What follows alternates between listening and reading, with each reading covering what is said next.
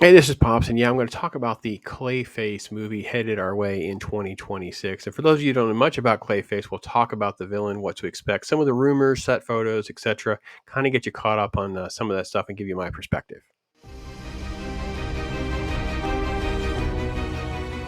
So, Clayface, that's right. It is set more in the Batman, Penguin, Joker alternate verse, Elseworld verse, not the Superman, Peacemaker, Supergirl, James Gunn verse that we've come to expect over the last 12 months and going forward. This will be something sideways to that. And Clayface is a long storied history that dates back to 1940, believe it or not, back in Detective Comics. And the versions of Clayface are many. There's all sorts of different ones. The original one, as I said, Basil Carlo dates back to a Detective Comics and number 40, and it becomes something that is tied to a very groundbreaking, changing story called Mudpack.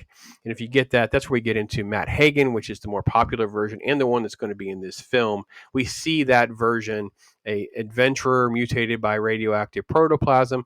I do believe it'll probably lean more into the animated series version, maybe with an actor who used this experimental chemical to change his appearance for acting purposes. And Preston Payne becomes one that's a little bit different. He required like an exoskeleton. Then you have Lady Clay. Then you have Sons. You have another one for it's fused with a different scientist. So there's different ones, but Matt Hagen would be the one. He's able to shapeshift. He has to recharge at times. There's incredible consequence to the physical damage to his body and his makeup as he sort of continues to contort and take on different images and personas and that kind of thing. Very dangerous, very interesting, and kind of a strange thing for them to kind of want to tackle in the middle of everything going on over there at DC. Okay, the rumor mill is sort of off the chain because all we get at this point is a ton of set photos. You have little bat symbols that are on things. You have people who've caught images of the clacker or people's chairs there on set. You have different people talking about Roland Daggett and the different mafioso members that could be part of this. Then, of course, there is this Black Canary tease that may be part of things or not. We don't really know. There's definitely a reference on one of the signs that's in the background. Doesn't mean that she's going to be in it or not.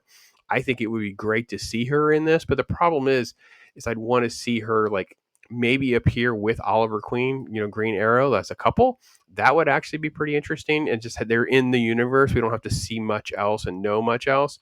That would be my approach to doing it. I don't know for sure if that's going to be the case. Now, Clayface is a rated R project from everything that's been reported. I do think that we're going to see probably an anti-hero story very much like Joker and Penguin, and that we'll see more in line with that. It's not due for another year, September 11th of 2026. So we'll probably have a ton more time here to get some details from it all. I mentioned Matt Hagen briefly, and I think this is going to be part of the plot point. You'll see here this little guy holding a poster says Matt Hagen dead. I think this is where I come with the animated series, an actor, a celebrity that's using this, something that's going to change his appearance and that kind of thing. He'll maybe die maybe early in the movie, maybe late in the movie. We don't really know. It could be something that ties into that. I don't know.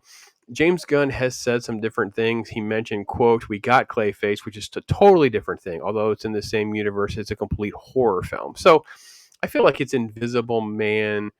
This is kind of what I always wanted. And Gunn goes on to say this is one of the things we want to do. It's not company style. It's not every movie is going to be like Superman. The artists, the directors, the writers, each one will bring their own sense to it. And this is what I said all along is I wanted a rated R Clayface movie. I just don't think these are the people that can do it. Now, they're bringing in some decent people. I mean, I like what Mike Flanagan's done. I like some people that are attached to the film from a creative side. I'm not familiar with some of the cast members that are attached to this. Tom Rhys Harries, I think is the name guy is going to be playing him. It's being filmed over in Europe. It's going to be basically the Gotham City over there for this movie. But I don't think we have enough to go on to kind of judge much. But, we'll see. Some other weird rumors I just wanted to bring up is that there is rumors about a dance sequence. Again, he's an actor, he's a performer, so I don't think the dance number is meant to be like musical numbers like Joker was. I think there's also little teases about Bruce Wayne or Batman himself. I don't think there's going to be anything that's going to be sort of in your face or on screen, which is again tragic.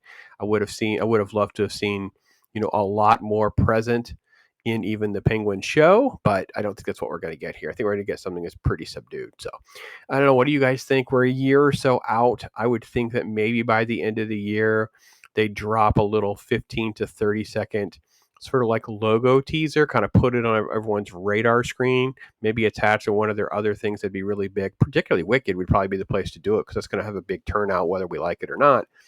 I think it would be just something to just kind of plant the seed in everybody's mind's eye that, hey, this is coming. Keep your eye out for it. That's pretty much what I would do for now. And then as we get closer into Super Bowl time, maybe that's when you drop your first, 30-second trailer, 30-second teaser, maybe a minute. I don't know. We'll see. I love Clayface. I think he's one of the completely overlooked villains. The problem I do have, of course, with the gun approach to everything is they put Penguin on the shelf. Even for the second Batman movie, it's been rumored he's not really a big part of it. I think that he just doesn't have the demeanor for that type of stuff.